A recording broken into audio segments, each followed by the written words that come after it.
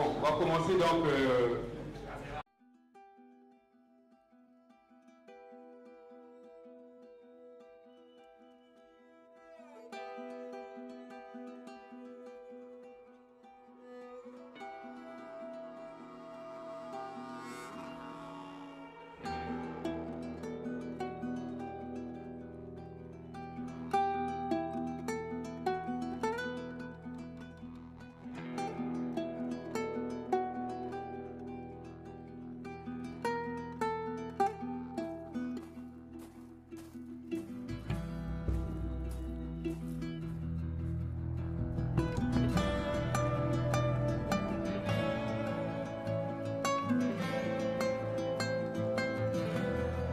Le moment tant attendu donc est arrivé.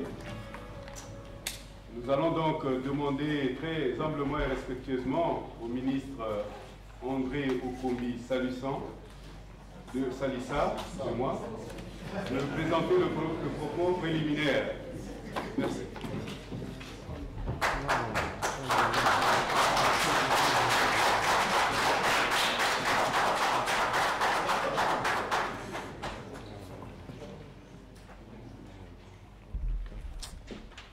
Mesdames et messieurs, très chers amis, je voudrais vous remercier pour avoir trouvé une fenêtre dans votre précieux temps, surtout en ce week-end en abandonnant vos familles.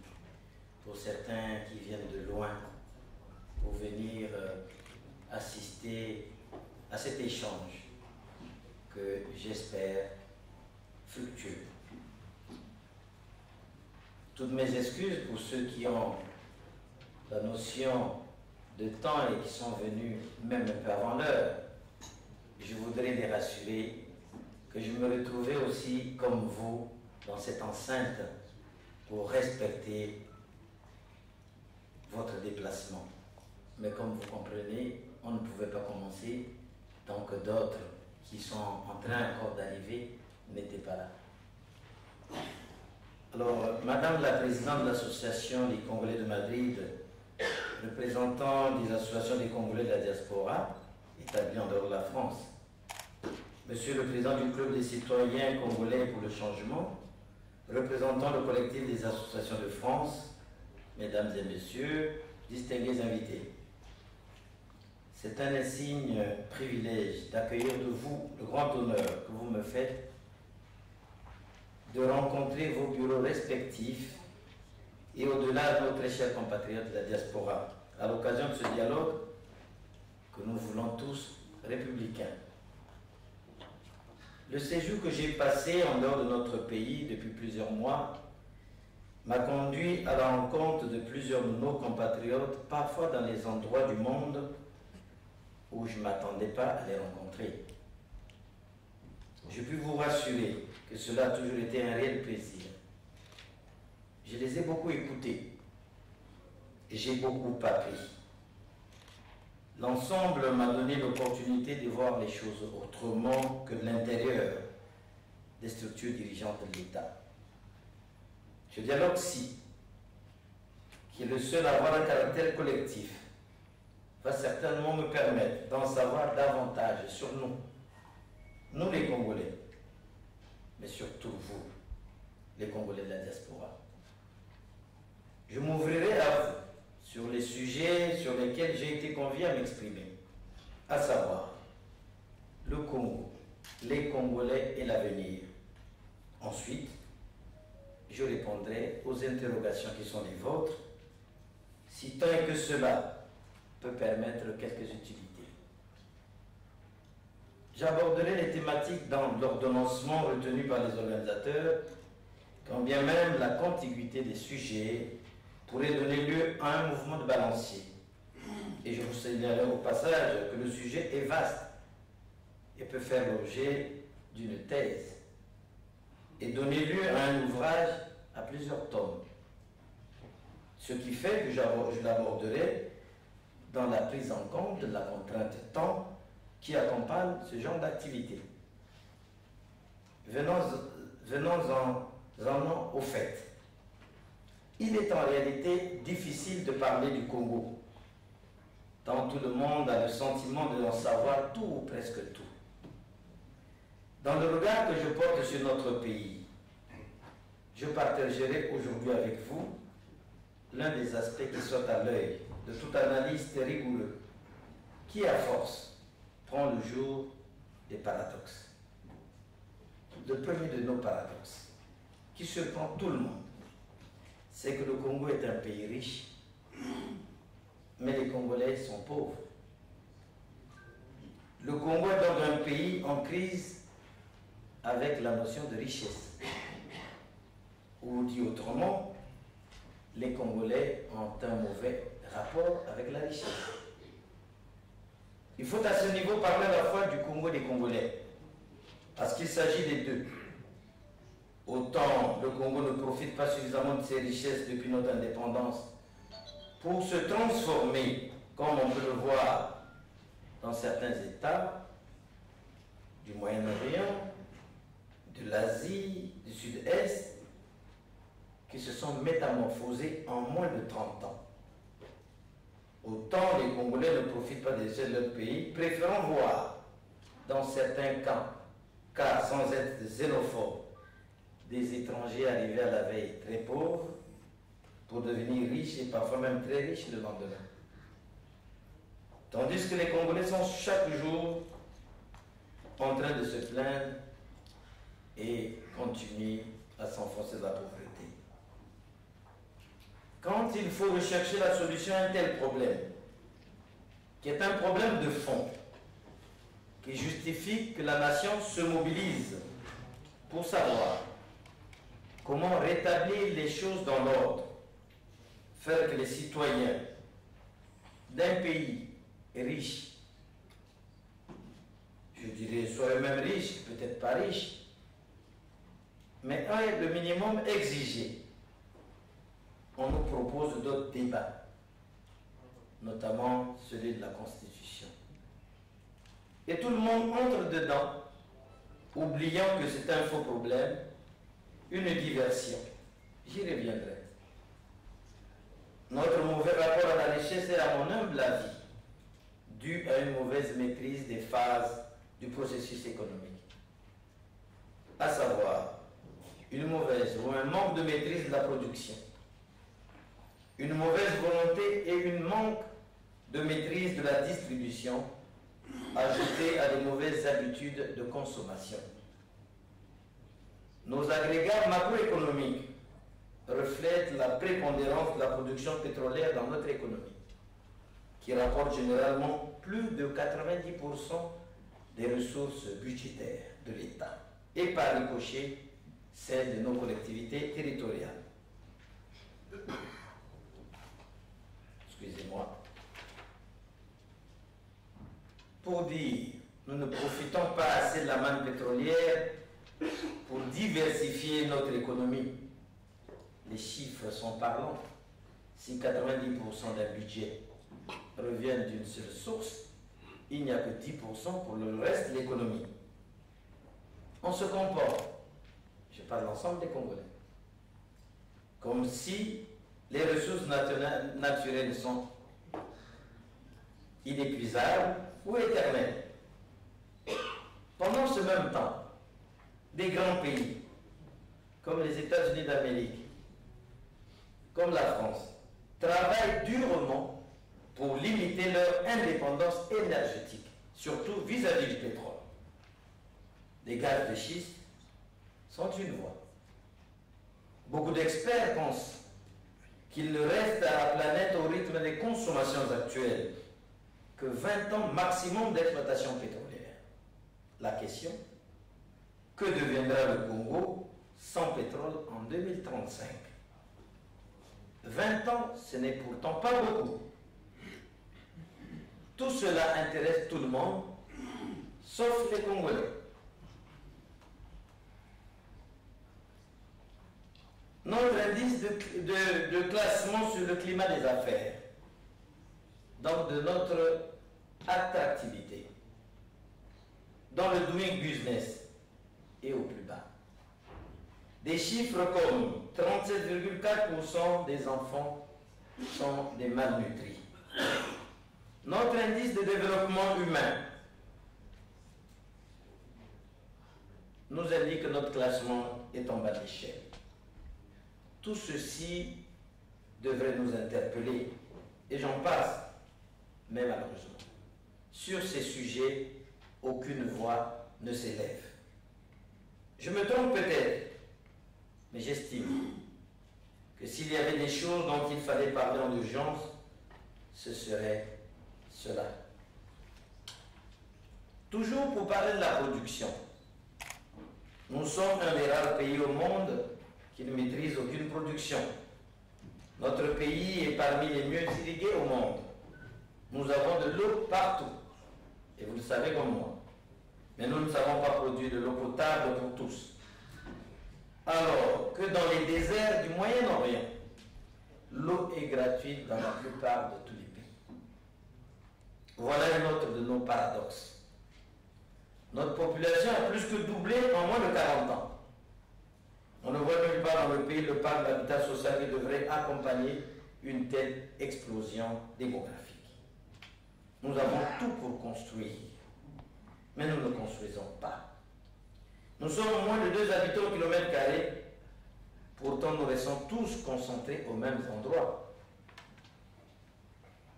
Parlons de nos problèmes de distribution de la richesse.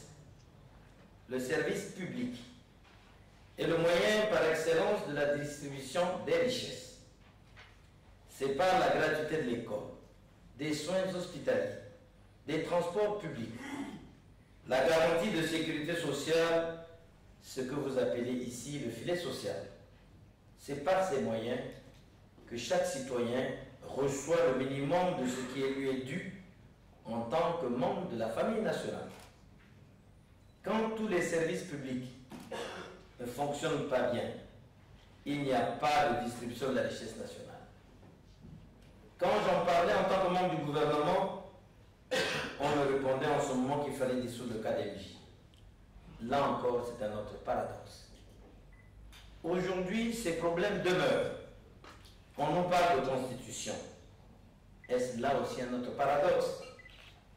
C'est certainement un quelque chose. Passez-moi l'expression.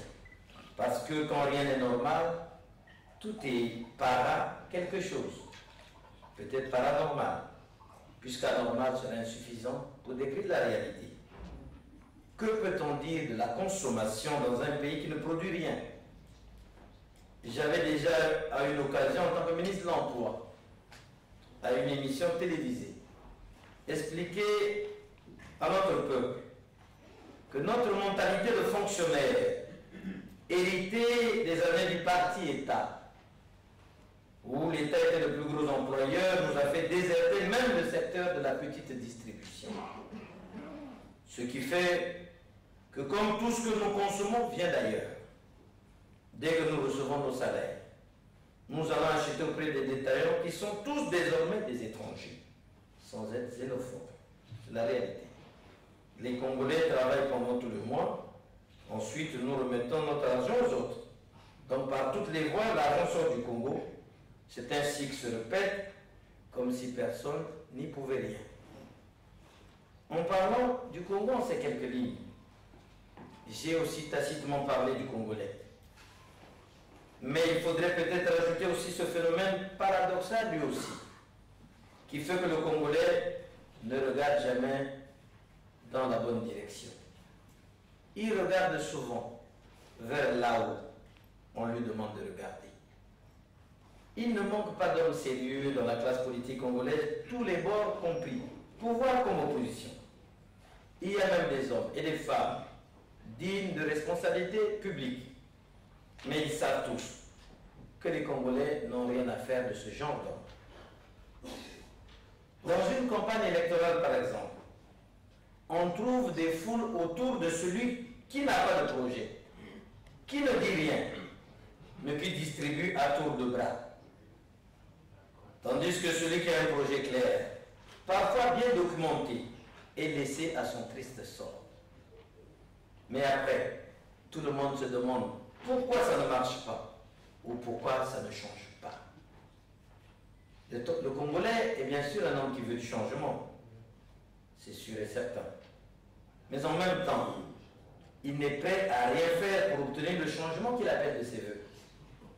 Comme si on avait déjà vu quelque part dans le monde un pays qui change sans rien faire ou grâce aux étrangers. Ce que le Congolais ignore, ce que nous ignorons tous, moi y compris, c'est que si nous ne changeons pas, il n'y aura pas de changement.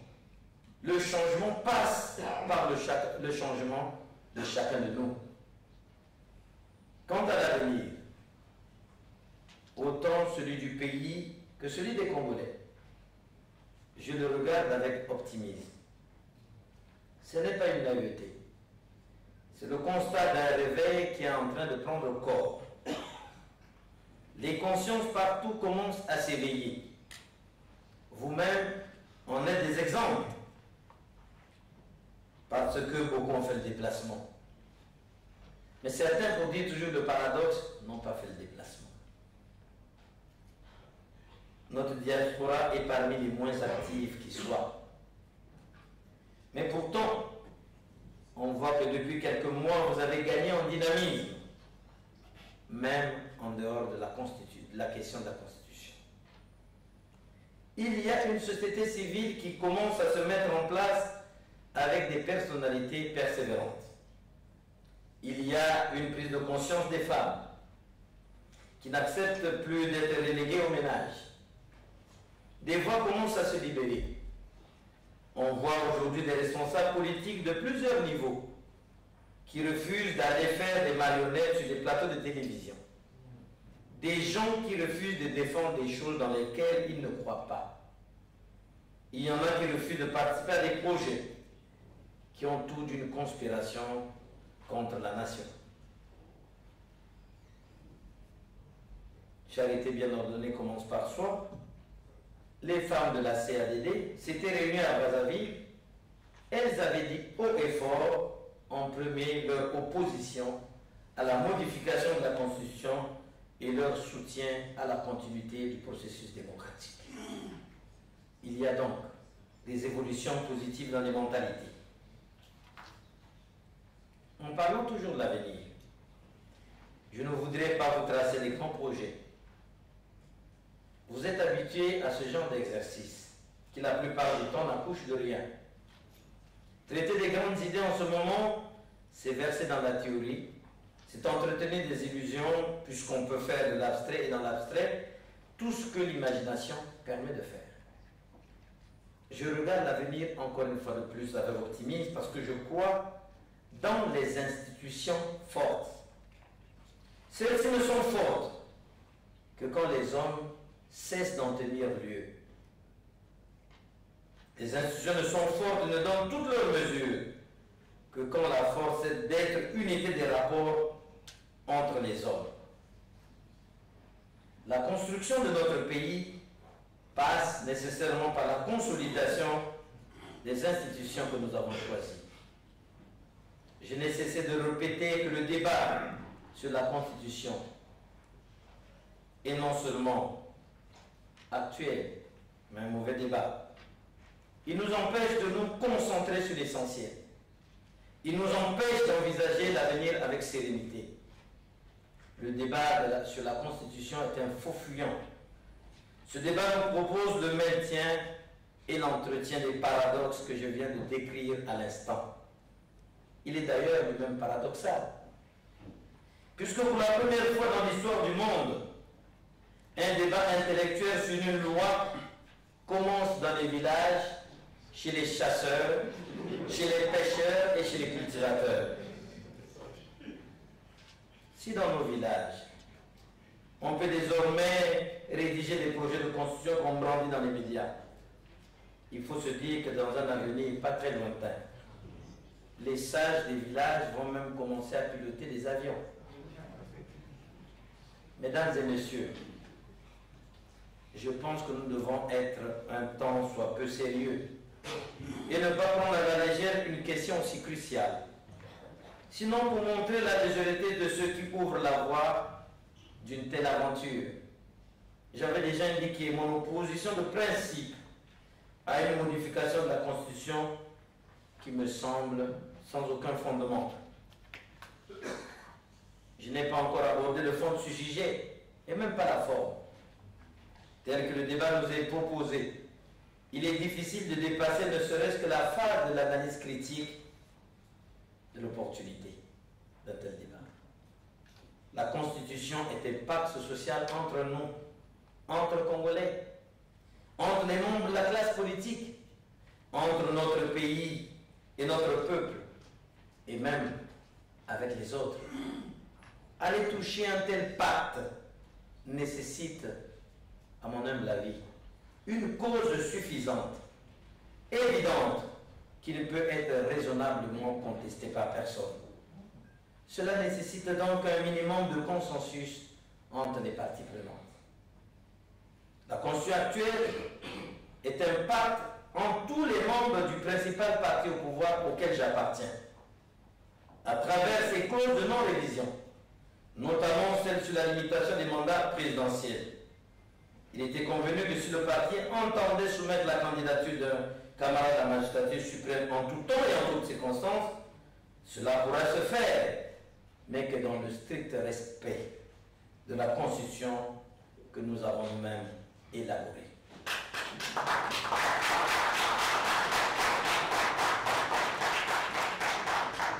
Ce pacte est aussi une entente entre les alliés de notre parti, toute la majorité au pouvoir. Si le PCT n'est pas à même de produire un candidat à la hauteur, nous devons le chercher dans les rangs de la majorité. C'est cela aussi notre pacte avec les alliés. Ce n'est pas obligatoire que le candidat de la majorité vienne du PCT. Et si toute la majorité ne peut produire un candidat sérieux à la hauteur des attentes du peuple, il faudra en ce moment accepter celui de l'opposition qui aura gagné l'élection. C'est cela aussi notre pacte républicain. C'est ça notre engagement devant les Congolais. Cette logique de laisser le libre jeu des textes se réalise en plus seul. Personne n'a besoin de faire aucun effort. Aucune dépense. Et on retrouverait ici le paradoxe des Congolais. Une chose qui peut se faire sans dépense, sans effort, on préfère des efforts et des dépenses pour le faire. Paradoxe. Il y a quelque chose de simple qui ne nous coûte rien, sinon que de ne rien faire. Nous préférons faire ce qui est compliqué en prenant des contours et en fournissant tant d'efforts pour expliquer l'inexplicable, faire comprendre l'incompréhensible. On nous a sorti même la théorie de l'indispensabilité, qui n'existe malheureusement dans aucun manuel de droit constitutionnel. On nous a parlé tout récemment du constitutionnalisme africain, comme d'une révélation d'Albert Einstein d'outre-tombe. Au lieu d'ouvrir le débat au sein du principal parti de la majorité, de l'étendre aux alliés politiques, puis à toute la classe politique, à la diaspora, comme le font certains États, de consulter le peuple enfin. On nous sort le comité des sages du chapeau, comme des prestidigitateurs. On ne sait qu'est-ce qu'on nous sortira dans le matin. Toutes ces contorsions, parce qu'on souffre à surmonter nos paradoxes. Quand on nous dit qu'une chose n'est pas modifiable, c'est justement ce qu'on veut modifier. Quand on nous rappelle qu'une révision n'est pas possible ni envisageable, selon la lettre et l'esprit du texte, on nous dit qu'il ne s'agit pas de révision, mais de changement. Je ne voudrais pas en dire davantage sur le sujet parce que je ne lui trouve aucun intérêt de quelque nature que ce soit. Mais je réitère ma position de principe, qui consiste à dire qu'il faut être cohérent avec soi-même. Le peuple nous regarde. Je suis pour la simplicité qui consiste à dire qu'il faut laisser les choses comme elles sont. Notre parti, le Parti congolais du travail, doit se respecter lui-même. Et nous sommes parmi ceux qui veulent que ce parti se fasse respecter. Nous sommes à une époque où le parti doit savoir trouver la ligne de démarcation entre lui en tant que groupe, des hommes et des femmes qui le composent. Notre parti ne doit assumer face à l'histoire que sa propre responsabilité, pas celle des personnes. Notre parti doit respecter ses alliés, les autres membres de la classe politique. Notre parti doit mettre le peuple au-dessus de tout, absolument tout. C'est ménageur. Je vais rentrer au Congo incessamment, parce que c'est une des questions.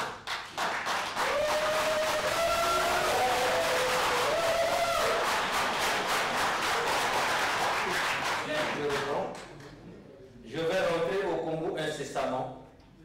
Je ne suis pas un exilé. Parce que la défense de la démocratie est une réalité de terrain. J'irai défendre mes idées au sein du parti avec mes camarades.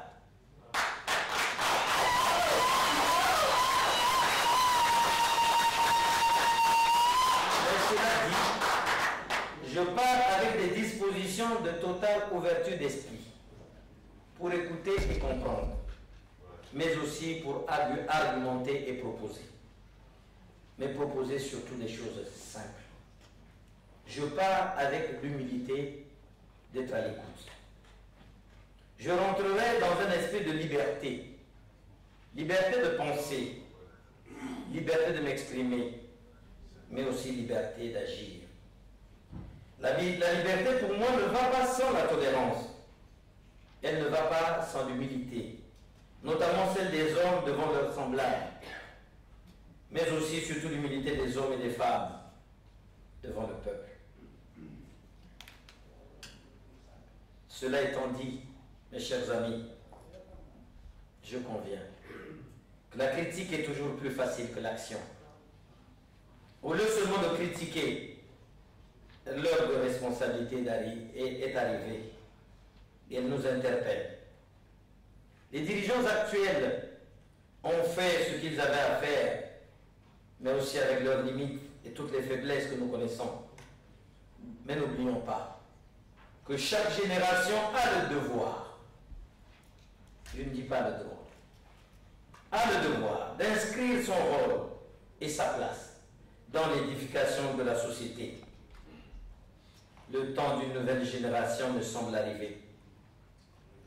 Il nous faut l'accepter, le comprendre, mais surtout l'intérioriser. Il n'appartient qu'à nous de faire ce qu'il faut pour que notre pays, dans l'humilité,